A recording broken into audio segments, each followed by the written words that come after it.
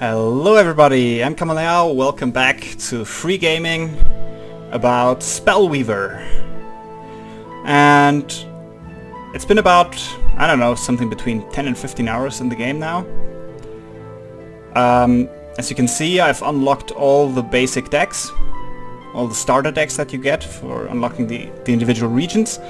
And for each region you unlock, you get a bunch of quests, like win 25 friendly or ranked games, and then you get 3 rage cards like the Red Dragon, Lizard Barbarian, Dragonfire. Oops. Close. And the Academy gives you a quest 3 days after you finished one, and other quests sometimes pop up and you can choose to accept them or not. Most of them, I mean, the ones you can see here are long as shit. I mean, play 40 friendly or ranked games with a Wisdom Hero, that takes a lot of time. And you get, well, 3 cards for that, which isn't much. But it unlocks kind of the spot for regular quests that pop up. The deck I unlocked was this one here. So you get them when you can either buy them for 40k gold, or you unlock them at specific levels. So I unlocked that one at level 15. And it gives you those 3 quests. And when you've done them, you get this quest site for more daily quests. Now, oh, a unicorn. Now, one of the problems I had with this game, and I'll see if that works the same way it did when I opened I'm not sure how many booster packs I got. I think I got like 2 or 3 out of quests, and I bought like 3 more. And when you open them, there's a nice function. You unlock them, and when you get the first copy of something, it highlights it. And I'll just go in, what's it, essentials, normal pack, buy it. Yeah, buy it. I don't have enough money. I'll go into that later. So I've bought 2 packs now. Now I have to find where I can open them. Here. So 2 normal packs. Open the first one. There's the cards. Not new, not new, not new, not new. Oh, 1 new one. Not new, not new, not new, not new, and not new. So, this is like my 6th pack, and I only got 1 card I don't already own out of it. Open the next one. Oh, another new one.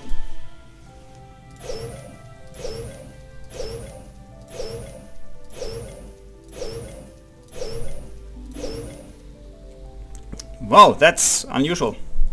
I opened 2 packs now, and I got 2 new cards out of 16.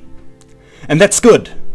I had the time I opened 3 packs, I got 1 new card out of that. And otherwise only copies of cards I already had. And copies of cards I already had only through getting the basic sets, and like some quests where you have like these, where you unlock cards.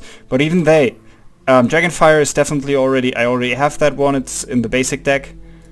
I'm not sure about those. I don't have those. Let's see if there are any other. 3 nature cards. I have no idea what nature cards I have now, because I've only played it 2 or 3 times the deck. I already have that. Don't have that, don't have that. So I don't feel compelled at all to open packs and it doesn't feel rewarding in any way, because like I've opened so few packs and I only get duplicates of cards I already have, and often enough duplicates of cards I already have 4 copies of, so the maximum number of cards you can put in your deck. I think. I have never actually not tried to put more than 4 in the deck, but still. That's not compelling at all. I feel that the card pool is very limited. I mean, if I just create a new deck. The cool thing is you have different heroes, like I only have the basic ones and one additional here. The cool thing is you have different heroes with different abilities. So he can give an enemy creature -1 on his speed and can do that every 2 turns, and it's very cheap.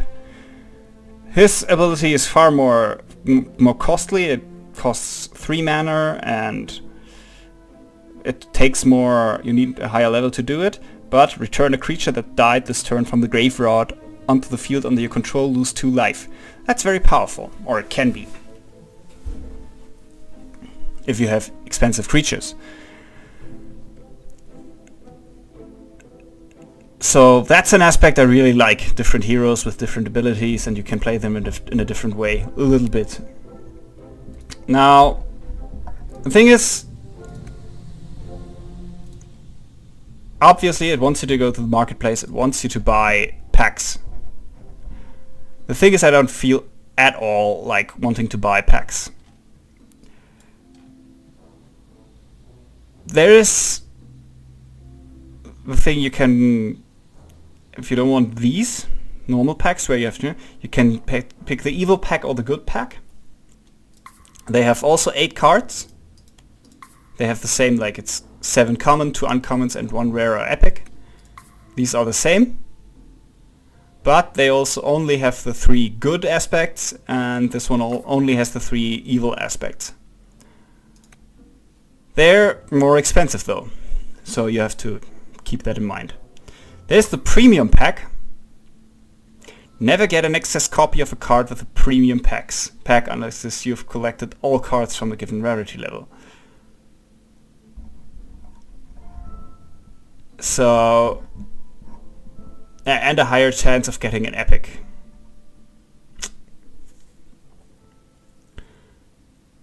I mean, I like the idea, but you can only buy it with premium currency. And since buying the normal packs feels so incredibly unrewarding, I mean, I would have less of a problem with this if this felt more rewarding.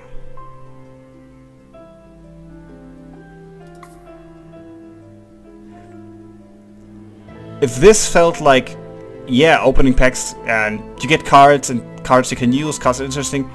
That's not the case. I open the cards and think, okay, I have that, I have that, I have that, I have that, I have that. Oh, 1 new card. Great. It would probably be better with this one, but you can't. You can't if you want to play it for free. If they'd make it far more expensive than this one, maybe that would be cool, but like this, I don't like it. The other thing you can buy here is the ticket. Yeah, need them to, well, as an entry fee for tournaments or Spellweaver trials. So, if I go down here,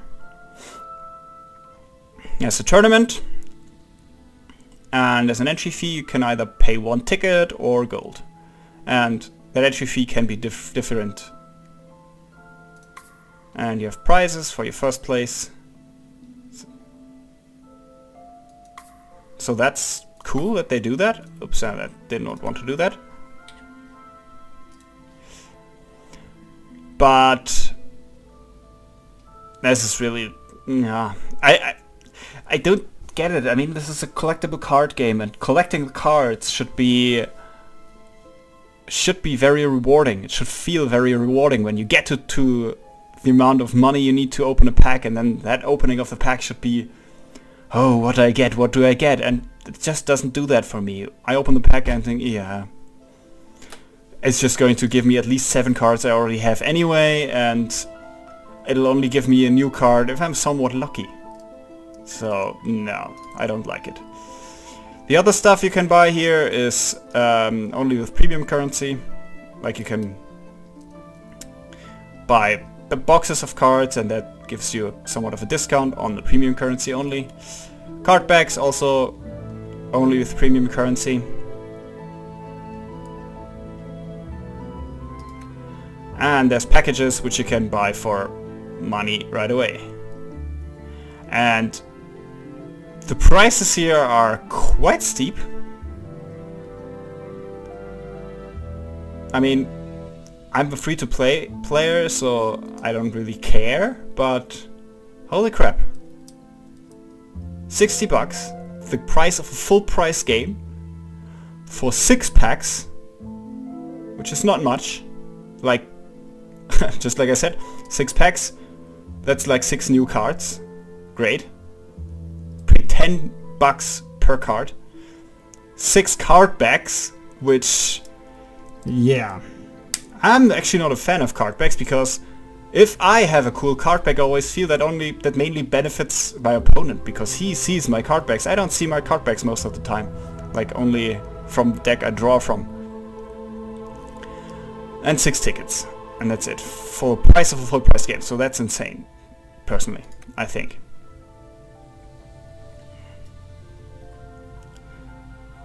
And yeah.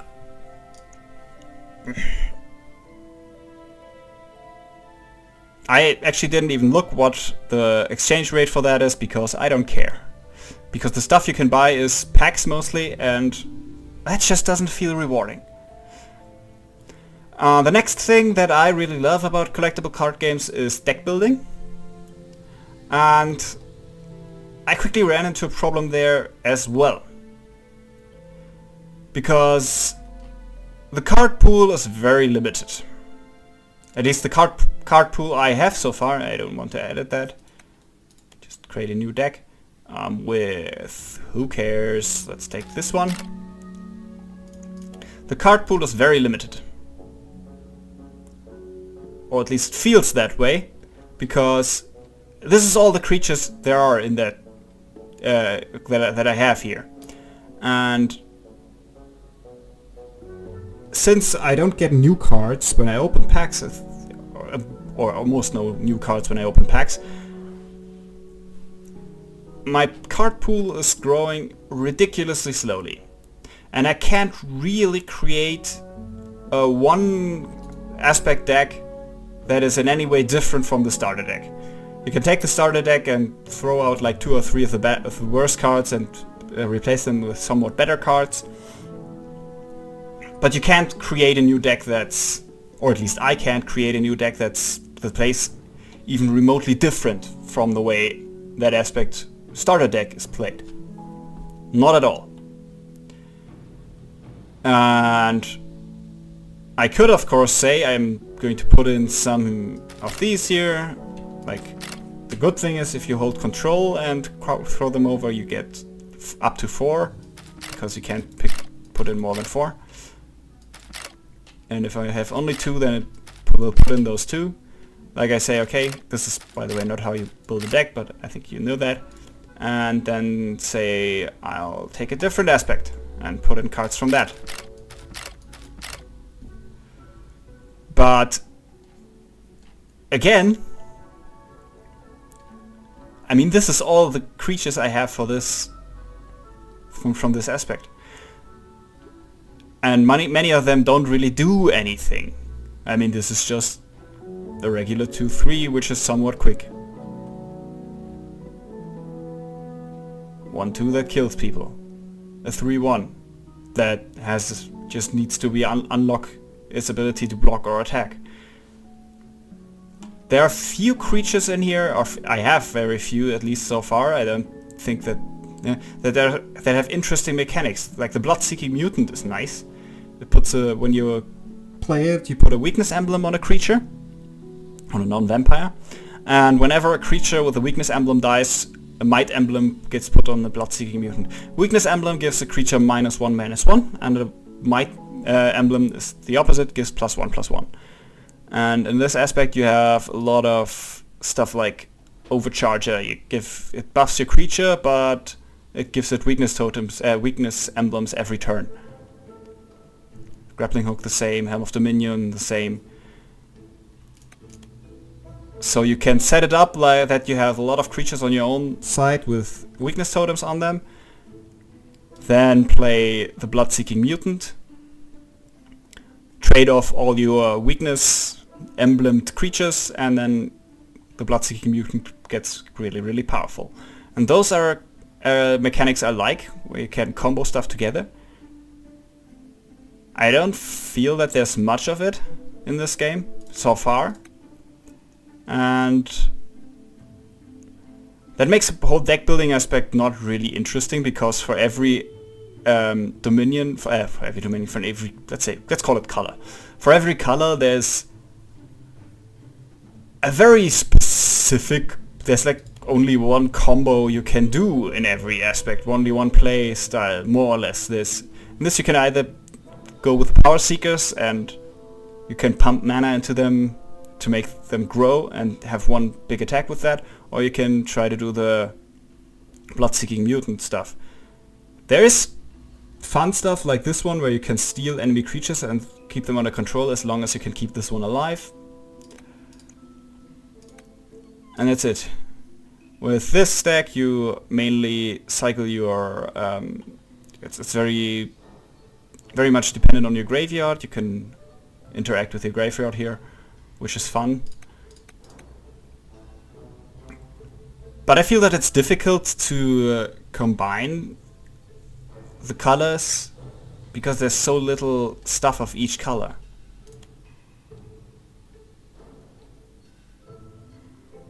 There's so few creatures of each color. I mean, this is all the order, I think this is order, like the blue. This is all the blue creatures I have. There's not much you can combine here. There's not much you can build here. I mean, every blue... There's like only 2 decks I've run into so far, and I can't really see another way of playing this either. You always either play Foundry Engineers, and they can, when they get enough energy, 2 energy, you can summon a golem, like this one.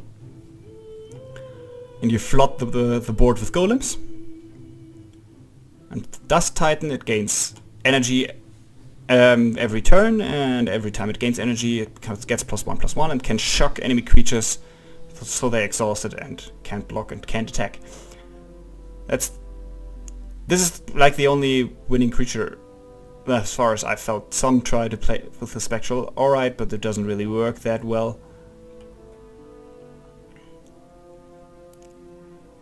And that's it.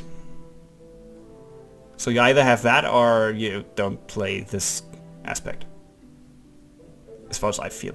And I haven't run into anything else. Everybody who plays this aspect plays Force Mage Protectors, Foundry Engineers, Dust Titans, and some support.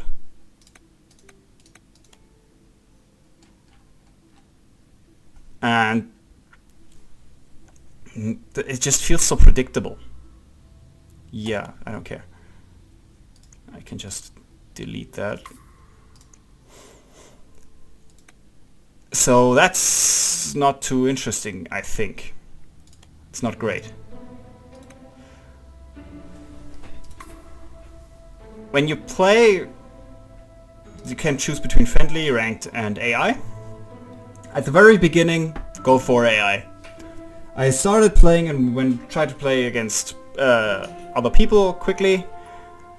Early on you get stomped, pretty much, because there are individual like rare and epic cards which are very powerful, and yeah, they just stomp you.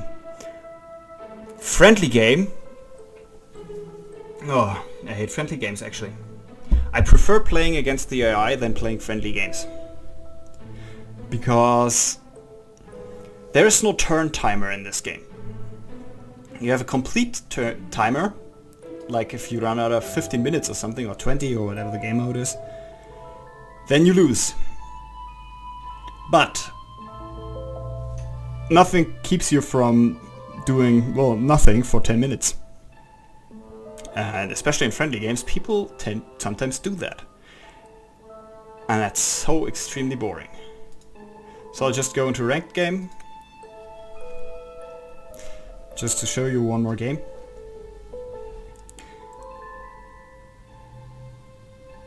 And the wait times for opponents is alright.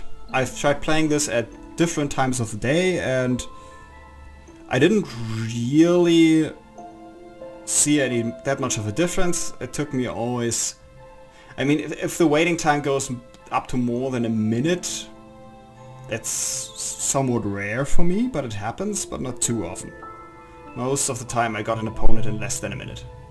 But since I'm doing a video right now, this is probably going to go... No, it didn't. Alright, so here's it. Yeah, 15 minutes. And... do I keep that? Yeah, it's not great, but not terrible either.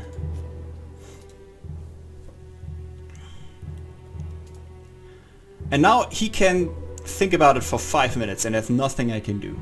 I have to stay alert though and concentrate on nothing happening at all, because if he does something and I want to interrupt it, I only have 5 seconds to say that I want to interrupt it. When I say that I want to interrupt, I have all the time in the world, like all the time in the world, I have 15 minutes at most, like here. And there's no audio cue, there's nothing. Let's play the scout and end the turn. There's no audio cue, there's no sign, there's no nothing other than that little thing on the side here that tells me that I have to react now or never speak my mind. And so I have to concentrate on the game, even though sometimes for a long time nothing happens. What do I have? Test of Time, Elven Skyrider. So if I take mana and a card, sacrifice that. This is essentially the coin.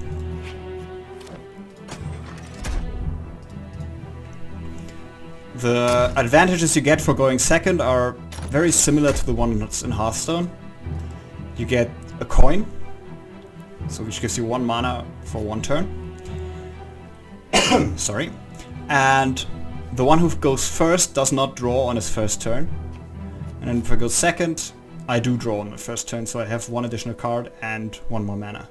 And he's not playing anything, that's peculiar. So I need... I could play the Elf Scout. And that's probably it. Yeah. Could give a charge, but it has a long recharge time, so I'm not doing that for 1 damage. It's not necessary right now.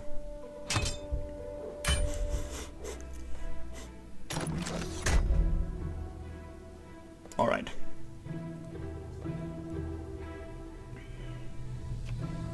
Another thing you have to be very careful with is this here. It goes to settings, resign or quit to desktop. I had it happen, I think when you hit quit to desktop, you get a message says, do you really want to abandon the game? And then you have to can you say yes or no.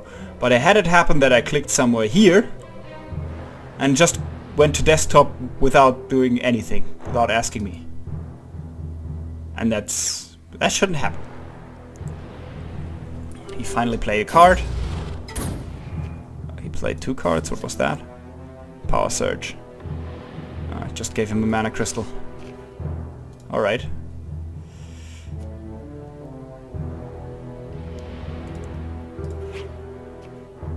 Do that. Play that. Plus 1 damage, that's not really worth it right now. I think.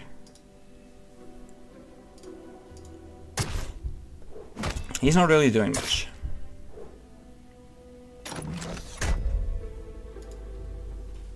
Which is good because I didn't change anything about this deck. It's still the basic starter deck.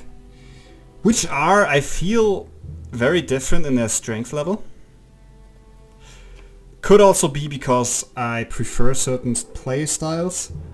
But on the other hand, this deck is a very much of an aggro face deck, and that's a playstyle I really don't like, and I'm usually very bad at because of that, because I start trying to go for board control. And it still feels quite powerful, even though I'm not good at that particular playstyle, so... I don't know. I think they feel different in strength. Simply put.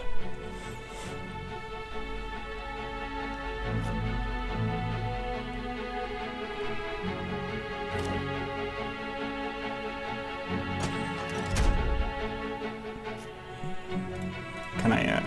that's the thing, I can use spells in the build. Most of the action, when there's action there, then can use it during these situations. I can't use these abilities during my opponent's turn, and I'm going to use that and just put it back to his hand, which buys me nothing but time, but since this is a face deck, time is all I need.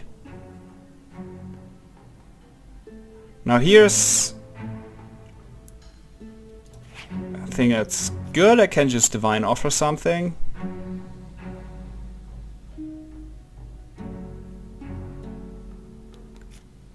Which one do I throw out? You can go. Give me a Nature Shrine. Give me mana. Give me the Elf Warrior. I could take out him. I think I'll do that.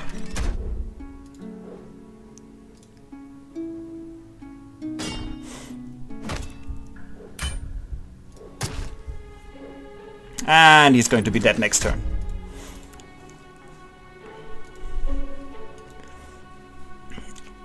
All in all, what do I feel about this? I mean, what's that? Here's also the thing. I don't understand why. I mean, the screen ends here, but if I click on it, it gets to out there, and I can read it easily. If I just go over it, part of the card will be on top, but not always. I mean, here it manages to put it below the edge of the screen. It's very strange.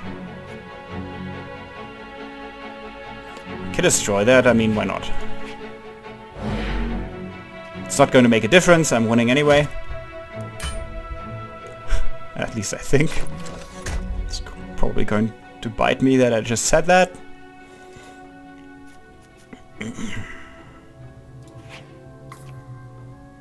What? Ah, he resigned. That's also the resignation. I think they should put in some kind of animation for that, because that's every time that happens, it completely confuses me. And that gave me... it advanced all the quests here. All in all, I'm underwhelmed, I have to say.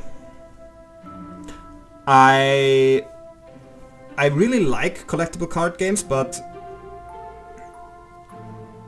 this one, it doesn't feel fleshed out enough. There's not enough cards. The opening of packs isn't fun because of that lack of cards, because you only get duplicates most of the time, and that's not very interesting. The deck building aspect suffers from that, because with a very limited card pool and a lot of those cards being very basic, yeah, it's a 2 mana 2/2, it's a 1 mana 3/1, and that's it. And with that, it's difficult to build interesting decks, or it's boring to build decks somewhat.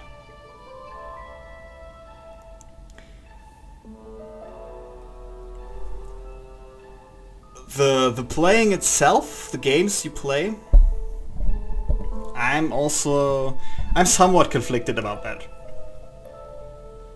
It's, from its pace and mechanics, it's somewhere between Magic and Hearthstone. It is closer to Magic, I'd say, because there's stuff like interrupts, and you can use spells during your opponent's turn, and lots of stuff like that. You can choose which creature blocks, more or less. Or at least you have influence on that. So all of that is more magic based and more closer to magic. Also mechanics like your creature's life regenerates after each turn.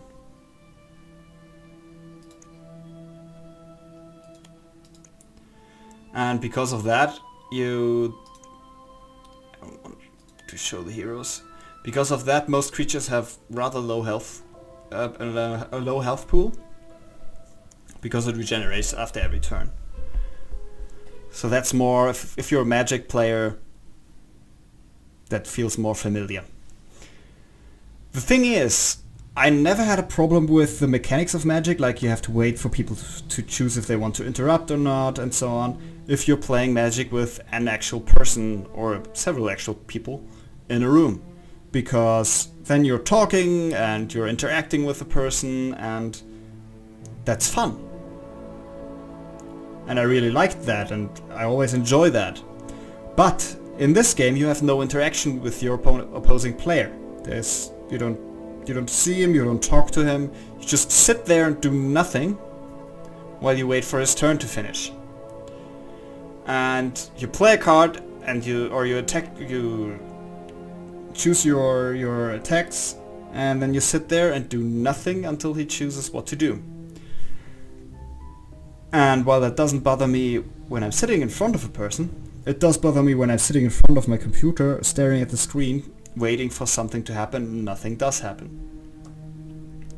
So I personally don't feel that these mechanics translate well into a game on a computer. The mechanics are great for a card game which you play for like a physical card game, because yeah, it's just that you have time for like social interaction and all that stuff, and that's awesome. In a game on a computer where there is no social interaction, there's no chat, there's no voice chat, there's nothing, I think that's terrible. So, or not terrible, that's probably too much of a word, too strong of a word, but it's very, very suboptimal. That's, by the way, also the reason why I've not played any of the Magic computer versions, even though I enjoy Magic. It's just that I don't think that the mechanics of Magic translate well into a computer game. And I think the developers of Spellweaver know that too. That's why they... maybe that's not the only reason. They also don't want copyright infringement, I'm guessing. But I've tried to dial it down, but for me they haven't dialed it down enough. So it is enjoyable. I mean, it's just, I was very negative right now, and the games can be enjoyable, but at the moment I think I'm not going to play this game much more at the moment, because it's just not rewarding for me. For me it's not rewarding because of the opening of the packs. It's not fun for me to build decks because there's so little to work with of each aspect, and even combination of the aspects works mediocre because there's so little to work with. I think I keep it in mind and look at it later again, maybe when there are more cards out and there's more stuff to do, and I think that would greatly improve the game. Simply more cards, more variety, more stuff you can do, more different decks you can build, more mechanics you can work with. And yeah. Another thing is a big difference to Hearthstone that some people might feel is great and also prefer it. There's very little RNG in the cards. I think there's no RNG in the cards actually. There's no flip a coin, there's no hits a random person or something. At least I've not run into anything that has that. But don't be fooled. This is a card game. This is a collectible card game where you draw cards, and there will be moments where you get completely screwed over by RNG anyway, because the strongest and most impactful RNG in every card game, including Hearthstone, is the draw. And there will be moments where you top deck the single card that will win you the game. There will be moments where you draw 5 shrines in a row and lose because of that, because you can't play anything. There will be moments where your opening hand has not a single shrine in it, and you use your offering and don't get a shrine and can't play anything for the first 2 or 3 turns, and then you're dead. There will be moments where you draw your mana curve in reverse order and there's nothing you can do. So that has and will always be, I think, the most significant aspect of RNG in every collectible card game. And yeah, it happens in this game too. There are mechanics that try to alleviate it a bit, that you can like retake your starting hand and choose to pick another, and you can do that offering thing to get a chance of getting a shrine. But it does happen and it sucks. I don't know how to get around that though, so that's just probably part of the game. But just keep that in mind. RNG will screw you over from time to time, and it will be horrible. I think that's pretty much all I have to say. Final verdict, not really my cup of tea at the moment. If you like card games and are a bit more into the magic-y side of things, give it a look. And yeah, I will probably give it a look again when there are more cards out and there's more stuff you can do with it. Until then, I'm Kamliao. Have a good time.